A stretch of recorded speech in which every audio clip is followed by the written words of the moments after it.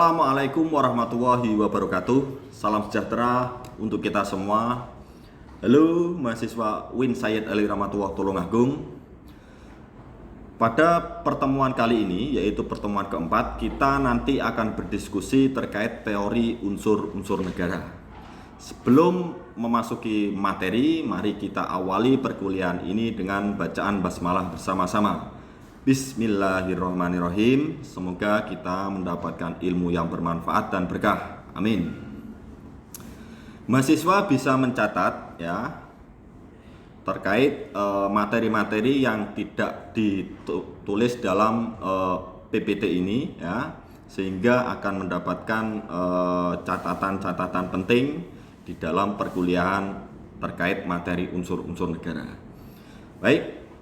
Sebagaimana penjelasan pertemuan sebelumnya, bahwasannya negara itu ada yang mendefinisikan organisasi kekuasaan yang disepakati ya, yang diinisiasi dari bangsa ya.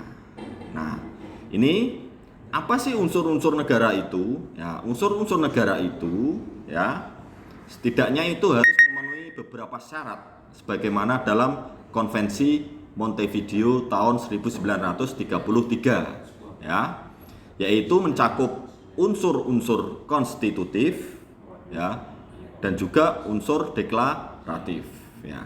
Yang pertama yaitu penduduk yang menetap. Di sini terminologinya penduduk ya, bukan warga negara. Artinya penduduk dan warga negara itu suatu yang berbeda ya. Kalau penduduk itu belum tentu warga negara ya. Karena orang punya KTP ya, KTP Indonesia misalnya, itu belum tentu dia itu merupakan warga negara Indonesia. Jadi ada syarat-syarat tertentu untuk menjadi warga negara sesuai dengan peraturan perundang-undangan yang berlaku. Nah, itu penduduk dan warga negara. Yang kedua yaitu syarat wilayah tertentu. Wilayah tertentu ini artinya wilayah itu sudah ditentukan batas wilayahnya, baik wilayah darat, wilayah laut, dan juga wilayah udara. Nah, itu harus ditentukan, apalagi bertetangga atau bersebelahan dengan negara lain. Nah, itu harus ditentukan. Kalau tidak ditentukan akan berpotensi pada konflik atau sengketa. Yang ketiga yaitu suatu pemerintahan yang berdaulat atau diakui oleh masyarakatnya, oleh rakyatnya atau warga negaranya. Nah, ini ketiga unsur ini, ketiga syarat tadi itu merupakan unsur konstitutif. Artinya unsur konstitutif itu unsur pembentuk utama dari negara. Nah, jadi harus ada tiga unsur ini, syarat mutlak ini ya. Yang keempat yaitu ada unsur deklaratif, yaitu kemampuan berhubungan dengan negara-negara lainnya. Ya, kemampuan ini kemampuan berhubungan artinya ini kerjasama dengan negara lain itu ditandai dengan adanya pengakuan dari negara lain. Ini unsur pendukung saja atau unsur deklaratif. Nah, itu dalam konvensi Montevideo. Nah, ini berdasarkan unsur-unsur syarat-syarat klasik ya. Syarat klasik itu memakai terminologi rakyat ya, bukan penduduk. Rakyat menurut Oppenheim itu kumpulan manusia dari dua jenis kelamin yang hidup bersama ya, yang disebut dengan masyarakat ya. Meskipun mereka itu berbeda atau berasal dari keturunan yang berlainan ya, atau menganut agama atau kepercayaan yang berlainan dan juga memiliki warna kulit yang berlainan juga. Nah, seperti halnya konteks negara Indonesia itu juga beragam atau bersifat heterogen, berbeda-beda agama ya, beda keturunan ya, berbeda budaya, dan juga ada yang berbeda warna kulitnya. Nah, kemudian yang kedua yaitu unsur wilayah tertentu. Nah, tadi sudah dijelaskan bahwasanya wilayah tertentu itu harus ditentukan batasnya. Ya, kalau dalam konteks dulu ya, batas wilayah itu bisa ditandai dengan secara ilmiah, alamiah ya, yaitu dibatasi gunung ya, sungai, selat. Nah, atau laut ya. Nah, itu dulu konteks dulu. Konteks sekarang itu melalui titik koordinat ya. Itu kalau itu bersinggungan atau berbatasan dengan negara lain, maka harus ditentukan dengan perjanjian negara lain yang berbatasan langsung, yang berbatasan langsung.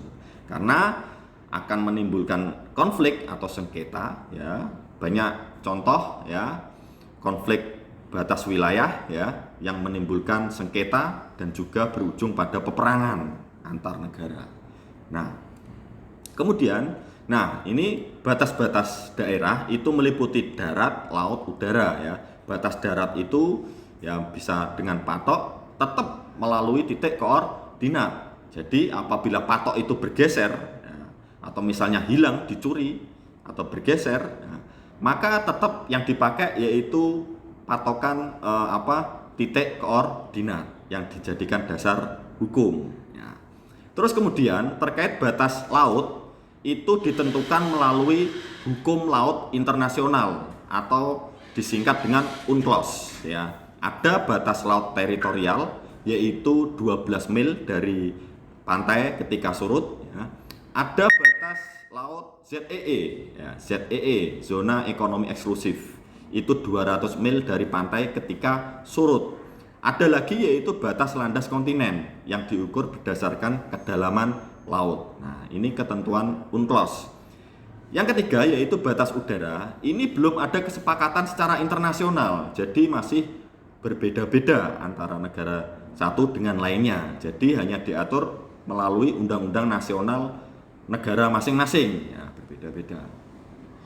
Oke, kemudian pemerintah yang berdaulat ya. Pemerintah ini bisa diartikan secara luas dan sempit. Secara luas itu pemerintah mencakup atau terdiri dari eksekutif, legislatif, dan yudikatif. Pemerintah dalam artian sempit itu hanya dalam skup atau lingkup eksekutif saja. Itu presiden misalnya atau raja. Nah, itu. Terus kemudian kata daulat ini ya, sebagaimana arti daulat itu kekuasaan yang tertinggi. Nah, di sini pemerintah yang berdaulat itu seperti apa? Bisa berdaulat ke dalam dan ke luar. Ke dalam itu pemerintah itu mampu mengatur rakyatnya atau warga negaranya sehingga tercipta ketertiban ya masyarakat ya, di dalam negara tersebut. Sehingga bisa mencapai tujuan negara yaitu kesejahteraan umum ya atau kesejahteraan rakyat. Yang kedua yaitu kedaulatan keluar. Nah, negara itu harus berdaulat keluar juga karena negara itu pemerintah harus mampu mempertahankan eksistensi negaranya, kemerdekaannya, keutuhan wilayahnya ya, yaitu mungkin ada ancaman atau serangan dari negara lain atau pihak lain. Nah, kemudian yaitu pengakuan dari negara lain. Jadi unsur yang keempat yaitu unsur deklaratif. Jadi unsur ini itu bukan merupakan unsur syarat yang mutlak untuk terbentuknya negara atau terjadinya negara. Ya, akan tetapi di sini unsur deklaratif artinya negara tersebut diakui oleh negara lain, ya, sebagai satu entitas masyarakat internasional. Dia sebagai subjek hukum internasional. Nah, itu. Jadi ada 4 itu ya, diingat-ingat. Yang 3 itu unsur konstitutif, yang 1 itu unsur deklaratif. Demikian penjelasan materi mata kuliah ilmu negara terkait unsur-unsur negara. Semoga bermanfaat ya. Mari kita akhiri perkuliahan ini dengan bacaan alhamdulillah bersama-sama. Alhamdulillahirabbil alamin. Semoga kita semua mendapatkan manfaat dan berkah. Assalamualaikum warahmatullahi wabarakatuh.